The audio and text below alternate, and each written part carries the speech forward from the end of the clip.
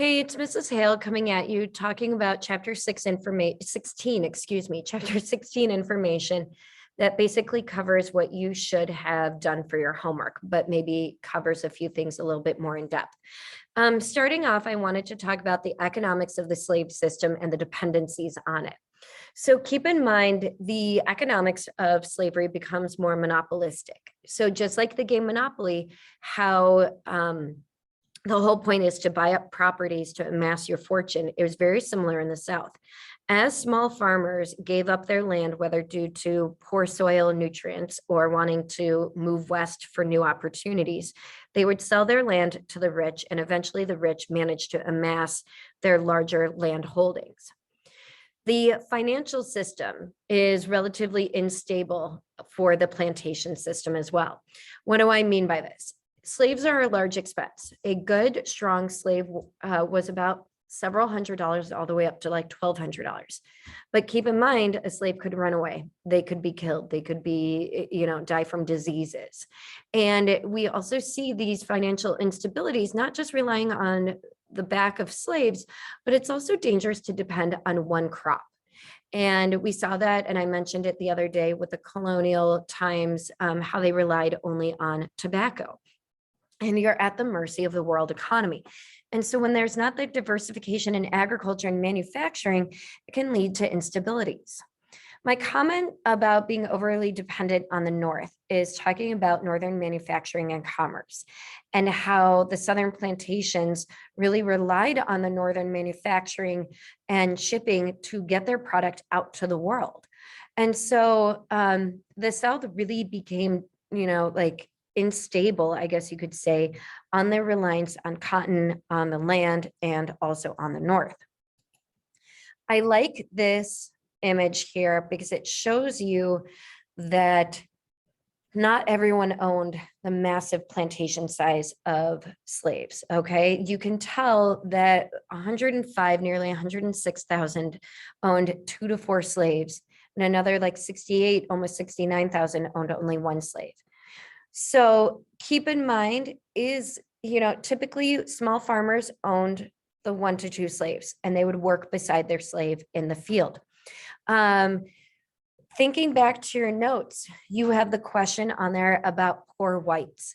And the question, when thinking about their characteristics from question 1 on your homework, why did poor whites support slavery? It was the idea that maybe they could own slaves one day, that they could better their lot in life. And it's this idea of racism that is becoming ingrained in society as more states are passing laws that differentiate people based on their skin color, like we started to see evolve from centuries before with the Barbados slave codes.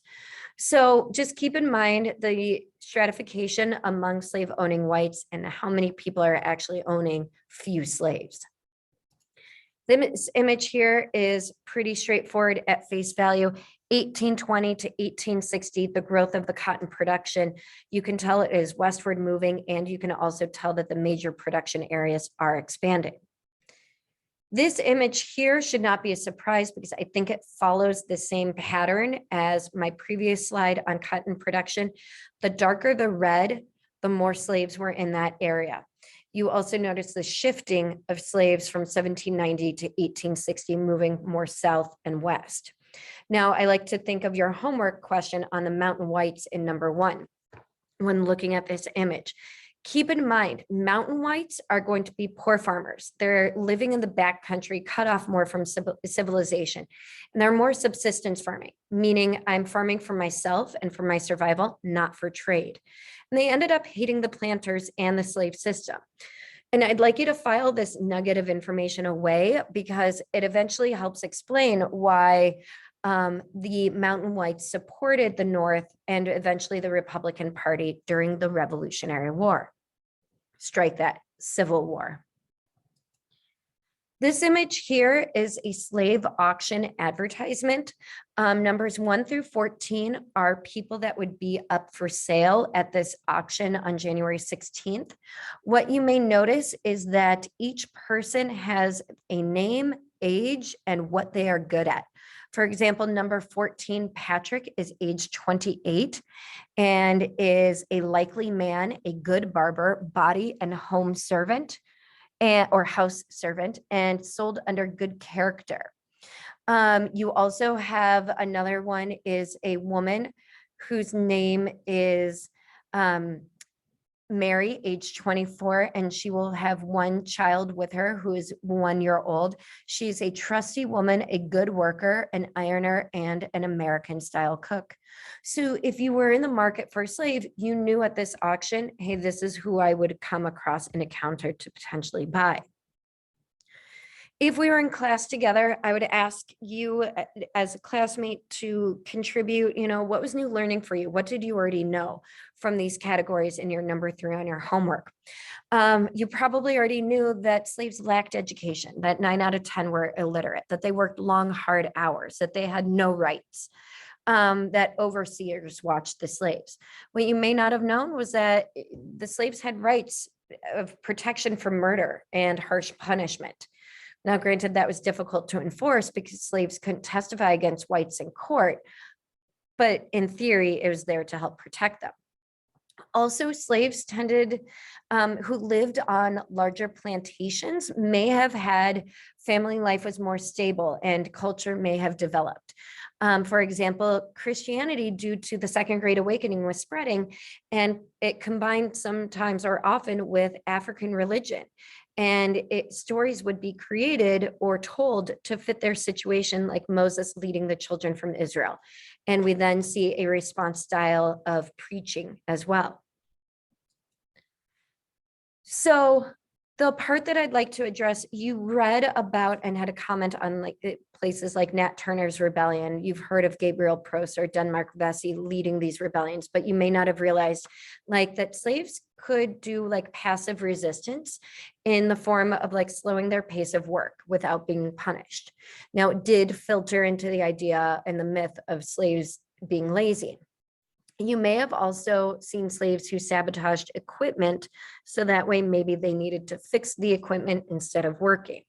These are just examples of some slave resistance and rebellions. The other part that I would like to address is how did the South begin to react to some of the radical or extreme abolition movement? They basically began this campaign to defend slavery and to draw some comparisons to the wage earners or the wage slaves they called in the North. So keep in mind that the Southerners said, if you're a Northern worker and you're a wage earner, well, you worked long hours too and hard labor as well. The slaves did, but you worked in a dark factory versus slaves who would work in the open sunlight and out in fresh air. The Southerners made the argument that slaves were given work and food year round, whereas the Northerners could be laid off in slow times. You could be injured on the job and out of work, and who's going to take care of you? Which then is also kind of the last point here of who's going to take care of you in your old age. The Southerners said that they took care of their slaves in their old age, but who's going to take care of the wage earners or wage slaves in the North when they get old and retire from work? And it's just interesting food for thought on the reaction that the Southerners have and their defense to the radicals. And keep in mind, the radical abolition movement of calling for a civil war is still decades too soon, if you will. So another group of abolitionists I'd like to address, just like the other day, I talked about the Tappan brothers. The Beecher family is no more, no less significant than the others that you already read about, but I just wanted to draw attention to the family. Lyman Beecher is the father, and he presided over an anti-slavery lay theological seminary, meaning training people to be within the religious fields, pastors, preachers, but in particular, abolitionists. You then have his daughter, Harriet Beecher Stowe, who wrote Uncle Tom's Cabin. And it's rumored that, Abraham Lincoln met her and said, so you're the woman who started this war, because of its tale of what slavery was like in the United States.